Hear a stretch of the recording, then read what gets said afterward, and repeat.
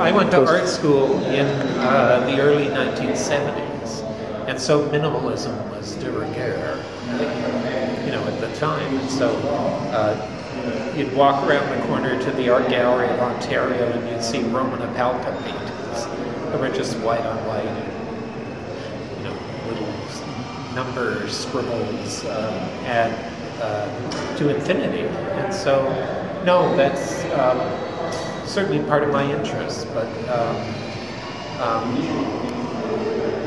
I love quiet objects. Ankawara is terrific. You know, a few years back, someone did an exhibition in the south of France in Nice, and they had a suite of Ankawara paintings, and they coupled them with some Giacometti walking figures, and that struck me as maybe the best exhibition ever. So you had time and space, you had the dates on the wall, and you had the figures walking through space. And so to some extent, you know, this interest in doing sky paintings actually began with Ankawara paintings. I would look at those little rectangles, and most of the paintings, certainly in the beginning, were really not much bigger than Ankawara paintings. And I saw the skies as kind of substitutions for the dates that you see in the Ankawara paintings.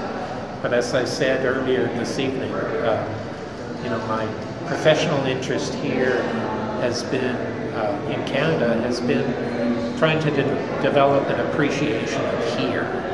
And the sky paintings began with sky paintings over a parking lot that I see every morning and evening when I walk my dog. And a little over a year ago, Alan said, well, do you want to be part of this Grand River project? So it was an opportunity to get in the car every month, drive west, and follow the river from its source. The painting behind you is called River View. It's a little north of Shelburne.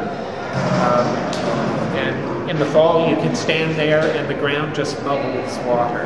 And by the time it gets to River View, it's found a channel, there's a bit of a dam, it widens, and from there on it becomes the Grand River. And it's pretty shallow,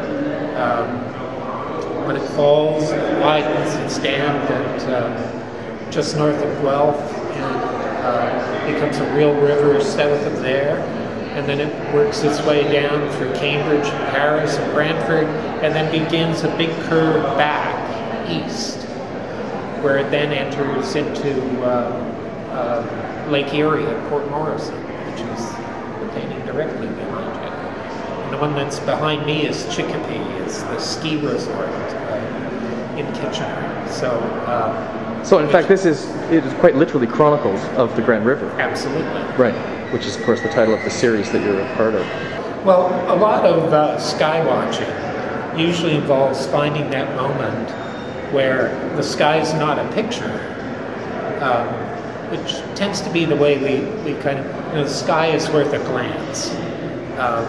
But in fact, what sky watching tends to involve is when you get past that and suddenly you pick up the movement and you begin to appreciate how it's layering itself, where it's moving to, where it's coming from, where it's moving to. And so that's really what the paintings are about. And I kind of paint them until they feel like they have air.